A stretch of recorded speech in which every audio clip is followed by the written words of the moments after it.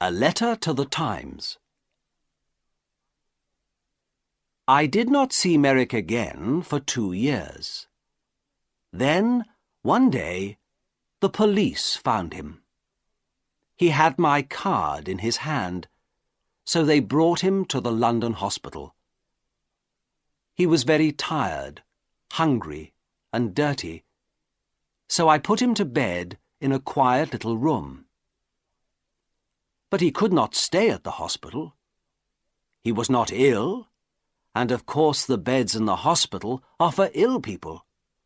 We have no beds for hungry people or ugly people. I told the hospital chairman, Mr. Carr Gom, about Merrick. He listened carefully. And then he wrote a letter to the editor of the Times newspaper. From the Times, December the 4th, 1886. A letter to the editor. Dear Sir, I am writing to you about a man in our hospital. He needs your help.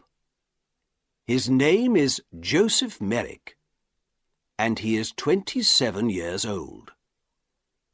He is not ill, but he cannot go out of the hospital because he is very, very ugly. Nobody likes to look at him, and some people are afraid of him. We call him the Elephant Man. 2 years ago, Merrick lived in a shop near the London hospital. For 2 pence, people could see him and laugh at him. One day, Dr. Frederick Treves, a hospital doctor, saw Merrick, brought him to this hospital, and looked at him carefully. Dr. Treves could not help Merrick, but he gave him his card. Then the shopkeeper, Silcock, took Merrick to Belgium. A lot of people in Belgium wanted to see him, and so after a year, Merrick had £50. But then Silcock took Merrick's £50, left Merrick in Belgium, and went back to London. Merrick came back to London by himself. Everyone on the train and the ship looked at him and laughed at him. In London, the police put him in prison. But then they saw Dr. Treves's card and brought Merrick to the London hospital. This man has no money, and he cannot work. His face and body are very, very ugly, so of course many people are afraid of him. But he is a very interesting man. He can read and write, and he thinks a lot. He is a good, quiet man. Sometimes he makes things with his hands and gives them to the nurses because they are kind to him. He remembers his mother, and he has a picture of her. She was beautiful and kind, he says. But he never sees her now. She gave him to Silcock a long time ago. Can the readers of the Times help us? This man is not ill, but he needs a home. We can give him a room at the hospital, but we need some money. Please write to me at the London Hospital. Yours faithfully, F. C. Carr Gom, Chairman of the London Hospital. The readers of the Times are very kind people. They gave us a lot of money. After 1 week, we had £50,000, so Merrick could live in the hospital for all his life. We could give him a home.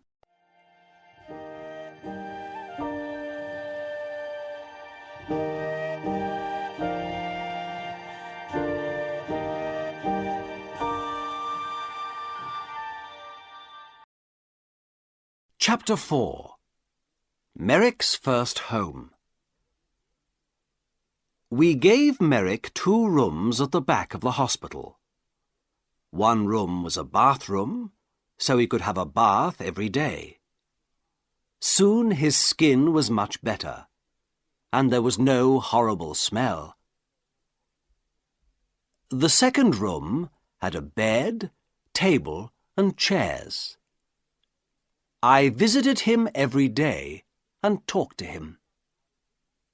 He loved reading and talking about books. At first, he did not know many books. The Bible and 1 or 2 newspapers, that's all. But I gave him some books of love stories, and he liked them very much.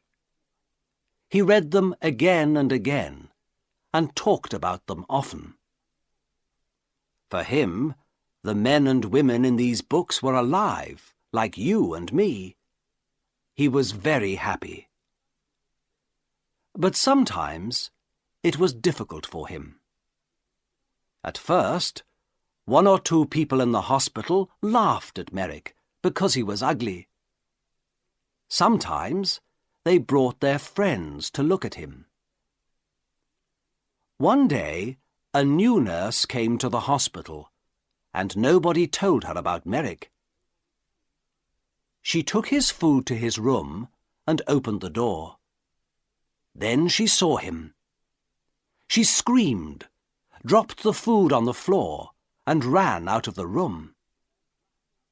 I was very angry with the nurse and went to see Merrick. He was not happy about it, but he was not very angry. I think he felt sorry for the girl. "People don't like looking at me. I know that, Dr. Treves," he said. "They usually laugh or scream." "Well, I don't want nurses to laugh at you, Joseph," I said angrily. "I want them to help you." "Thank you, Doctor," he said, in his strange, slow voice. "But it's not important. Everyone laughs at me. I understand that." I looked at him sadly.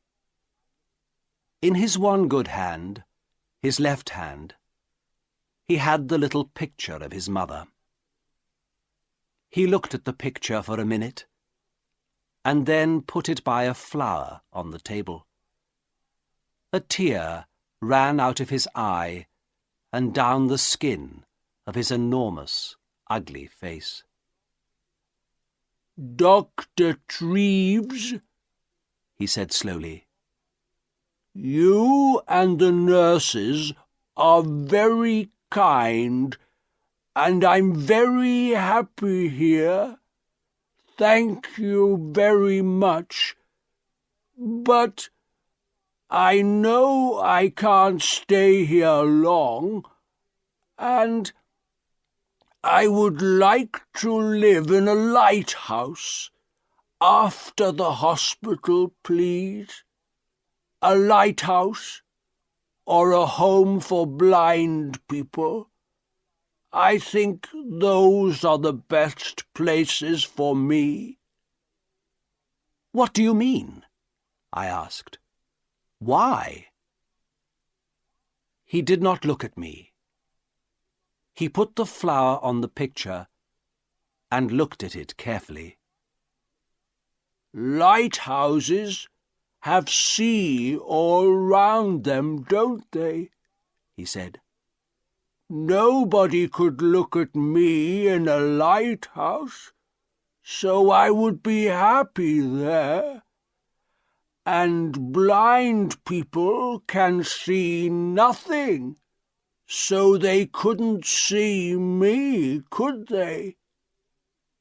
"But, Joseph," I said, "this is your home. You live here now. You aren't going to leave the hospital." "Not Today, perhaps, he said. but soon. You are a kind man, Dr. Treves, but I can't stay here very long. I have no money. I smiled. Joseph, I said, this is your home now. Don't you understand? You can stay here all your life. Very carefully, I told him about the letter to the Times and the money. I don't think he understood at first, so I told him again. He was very quiet for a minute. Then he stood up and walked up and down the room very quickly. A strange sound came from him, like laughing.